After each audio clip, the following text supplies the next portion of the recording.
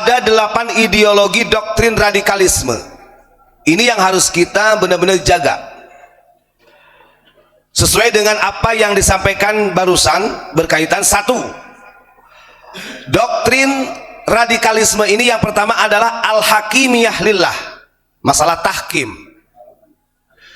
yang artinya kedaulatan itu hanya milik Allah menurut kelompok mereka. Maka kalau di setiap negara, di daerah masih menggunakan hukum-hukum yang dibuat manusia, itu harus diperangi. Itu tidak bisa dibenarkan menurut agama. Itu yang dikatakan mereka.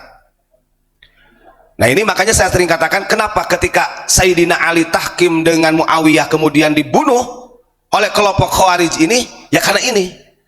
Indonesia sampai kapanpun, siapapun pemimpinnya, kalau bagi mereka, kalau belum bisa menjadi Islam secara kafah, tetap harus diperangi. Itu 1, al-hakimiyah lillah, na'udzubillahi min dzalik. Ketika ada pesta demokrasi seperti ini, ada kelompok-kelompok yang sebenarnya tidak senang, sehingga memanfaatkan kondisi saat ini, memanfaatkan orang-orang yang sekiranya bisa didoktrin oleh mereka, yang tujuannya 1, agar supaya demokrasi di Indonesia tidak bisa berjalan, artinya dipincangkan. Disadari ataupun tidak, kelompok-kelompok ini sudah mengakar. Bisa kita katakan radikalisme, bisa kita katakan sebagai terorisme, ya bisa. Bahkan kalau kita bahasakannya lagi, ada istilah kelompok Ikhwani, Tahriri, HTI, terus apa lagi? Salafi. Ini afiliasinya sebenarnya. Walaupun kadang-kadang mereka kalau kita kaitkan dengan gerakan-gerakan itu, mereka menolak. Oh, kami bukan dari kelompok mereka. Kelompok kami berbeda dengan mereka. Artinya tidak mau disamakan dengan kelompok mereka. Nah, untuk memahami apakah mereka berafiliasi dengan kelompok-kelompok radikal yang saya sebutkan tadi, kita simak. Kita lihat dari doktrin-doktrin yang mereka ajarkan kepada umat, sesuai dengan hadis Nabi Muhammad SAW, biar kita tidak salah.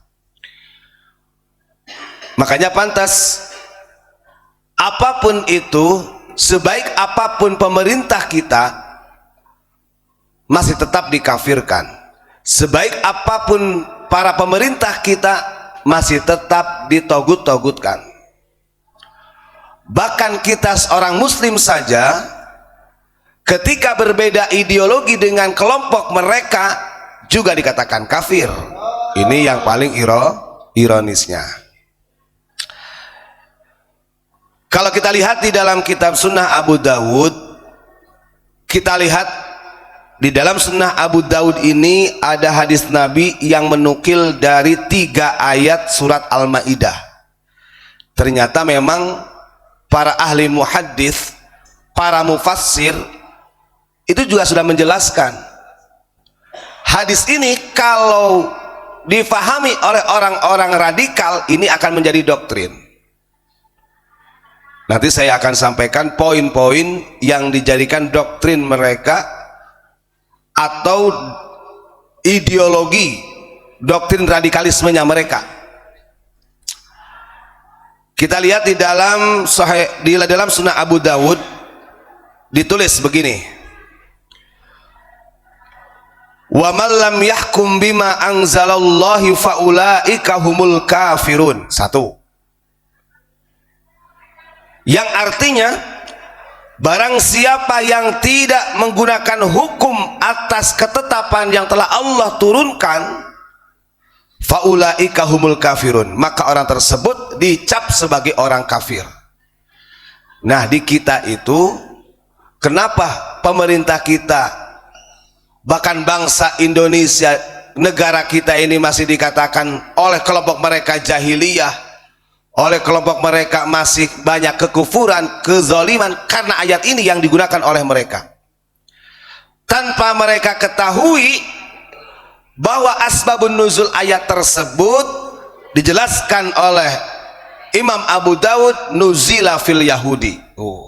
Ini kekeliruan. Makanya semuanya harus pakai hukum Allah. Indonesia ini kalau nggak menggunakan hukum Allah, tidak secara Islam yang kafah masih kafir, masih zalim, itu banyak, itu kelompok-kelompok mereka. Dan ini memang mengakar, apalagi di parpol, partai politik. Nanti sedikit saya singgung mengenai tentang masuknya ke dunia partai ya. Satu itu. Yang kedua, wa man lam yahkum bima anzalallah faulaika humuz zalimun. Ainuzila fil Yahudi. Ayat ini ingat, untuk orang Yahudi diturunkannya waktu itu. Barang siapa yang tidak menggunakan hukum Allah, maka mereka adalah orang-orang yang zalim. Makanya pemerintah zalim banyak. Yang kowar-kowar tuh di ceramah-ceramah kayak gitu. Di ayat yang ketiga, wa man lam yahkum bima anzalallah faulaika humul fasikun. Dan barang siapa yang tidak menggunakan hukum Allah, maka mereka adalah orang fasik. Ada kafir, zalim, fasik. Fasik itu ya kayak togut bahasanya. Nah ini yang seringkali mengkafir-kafirkan, menzolim-zolimkan, mentogut-togutkan, ini kelompok mereka. Dan kalau orang menggunakan doktrin seperti ini, maka sudah dipastikan kelompok mereka adalah kelompok radikalisme. Walaupun belum menjadi teroris, tapi ini berafiliasi dengan teroris. Kita lihat sejarah. Ini saya punya catatan. Ada 8 ideologi doktrin radikalisme. Ini yang harus kita benar-benar jaga. Sesuai dengan apa yang disampaikan barusan berkaitan. Satu, doktrin radikalisme ini yang pertama adalah al-hakimiyah lillah, masalah tahkim, yang artinya kedaulatan itu hanya milik Allah menurut kelompok mereka. Maka kalau di setiap negara, di daerah masih menggunakan hukum-hukum yang dibuat manusia, itu harus diperangi. Itu tidak bisa dibenarkan menurut agama. Itu yang dikatakan mereka.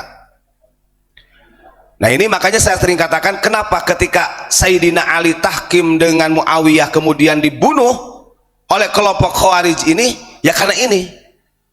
Indonesia sampai kapanpun, siapapun pemimpinnya, kalau bagi mereka, kalau belum bisa menjadi Islam secara kafah, tetap harus diperangi. Itu satu, al-hakimiyah lillah, na'udzubillahi min dzalik. Yang kedua, takfirul hukam wa ajhizatud daulah. Bagi kelompok mereka, doktrin yang disampaikan kepada umat, pemerintah, aparat negara itu kafir.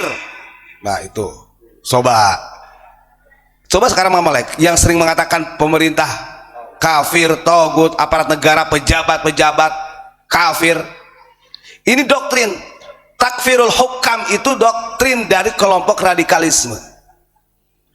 Dan ingat siapa coba yang membuat doktrin-doktrin seperti ini? Kalau kita lihat dalam sejarah, ketika berdirinya Ikhwanul Muslimin tahun 1928, itu didirikan oleh Hasan al-Banna. Kalau kita lihat kok kenapa ya di tahun 1928 kok barengan dengan Rabi'ah Alawiyah gitu, hanya beda bulan gitu. Saya sekarang mikir, apakah ini ada korelasi gitu? Kan begitu. NU kan berdiri 1926. Kemudian di Mesir, di daerah Ismailiyah, Hasan al-Banna ini berhasil mendirikan Ikhwanul Muslimin. Ini ada ya sampai sekarang, didirikan pada tahun 1928 di bulan Maret. Jadi tahunnya sama dengan berdirinya Rabi'ah Alawiyah. Nah, Hasan al-Banna ini berhasil merekrut para aktivis, termasuk mahasiswa-mahasiswa yang ada di universitas di tanah Arab, bahkan sampai ke pelosok dunia, sampai ke Indonesia. Banyak mahasiswa-mahasiswa yang di doktrin-doktrin ini, termasuk ayat yang digunakan oleh Hasan al-Banna ini, wa man lam yahkum bima anzalallah faulaika humul kafirun. Makanya ada istilah kalau kita sampaikan ikhwani, kemudian ada salafi, HTI, apalagi sama, itu sebenarnya gak ada bedanya. Walaupun mereka kita tanya, oh kami bukan kelompok mereka, tapi doktrinnya sama. Oh, jangankan begitu, Al-Qaeda itu pernah saya melihat di YouTube itu ketika diwawancara, mereka menolak, oh kami bukan golongan Ikhwanul Muslimin. Begitu juga Ikhwanul Muslimin mengatakan kami bukan kelompok teroris Al-Qaeda. Padahal kalau kita korelasikan, Ikhwanul Muslimin ini tempat doktrinisasinya, Al-Qaeda tempat eksekusi terorisnya. Loh, lawan jangan Mang Jaja.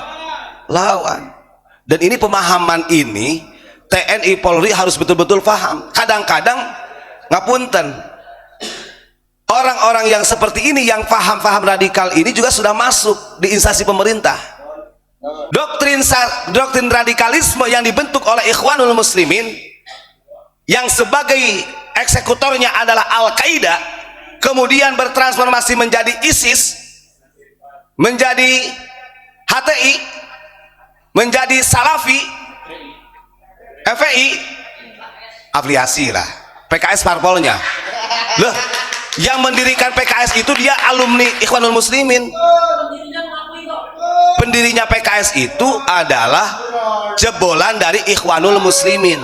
Yang ketiga, doktrin dari Ikhwanul Muslimin, doktrin kelompok radikalisme Ikhwanul Muslimin dan transformasinya dan kawan-kawannya itu adalah jahiliyatul alam.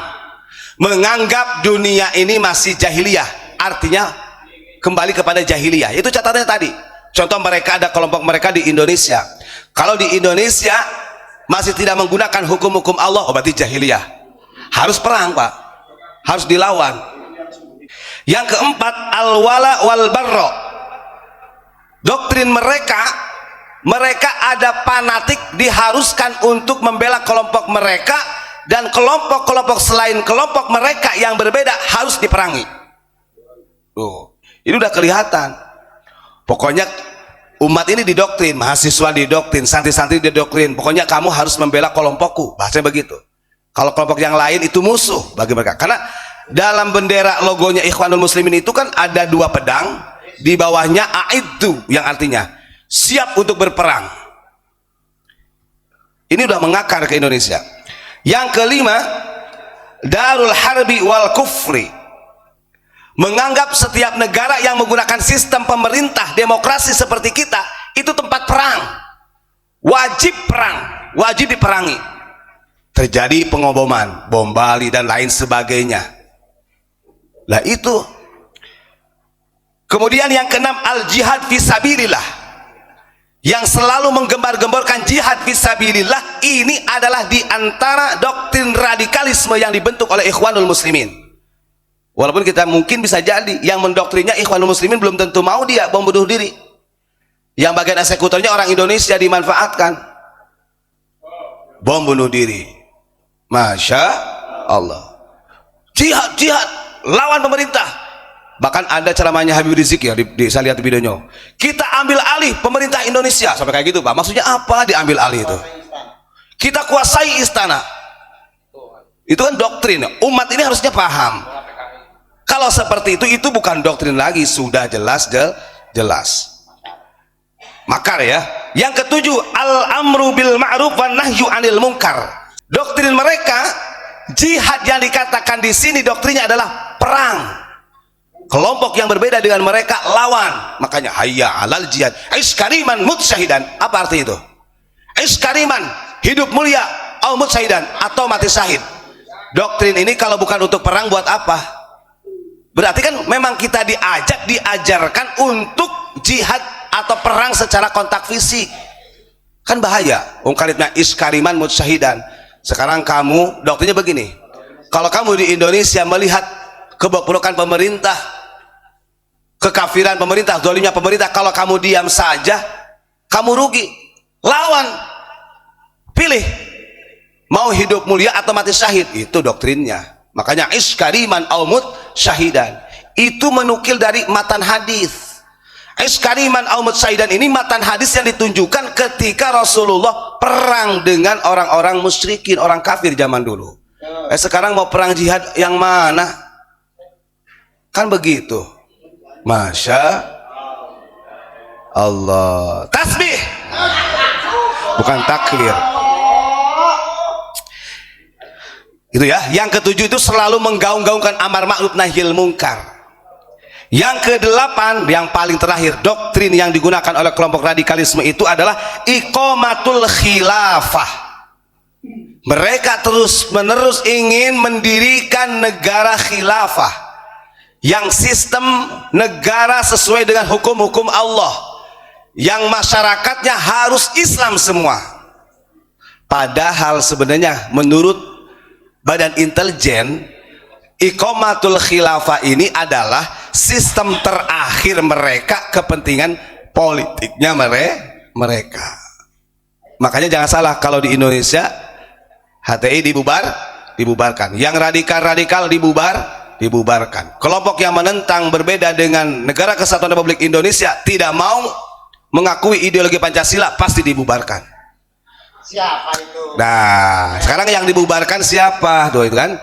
Karena itu terindikasi berafiliasi dengan kelompok Ikhwanul Muslimin Al-Qaeda, walaupun mereka tidak mau mengakuinya.